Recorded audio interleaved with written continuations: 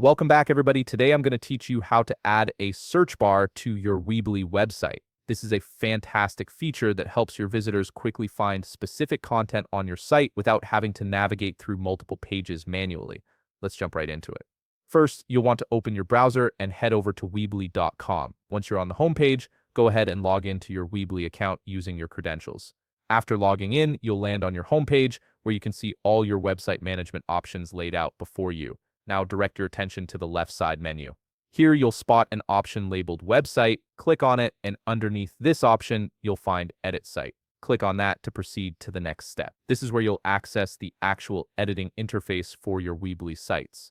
Next, you'll be presented with a list of websites if you manage multiple sites under your account. Choose the specific website you want to add the search bar to. Once you've selected it, look over to the right side of the screen where you'll see an Edit button. Click this button to open up the website editor where all the magic happens. Once you're inside the editor, make sure you're on the Build tab at the top menu. This is the section where you can add and customize elements on your website. If you're not already there, simply click on Build to switch to this view. Now focus on the left side menu where all the elements and tools are displayed. Scroll through the options until you find the search box element.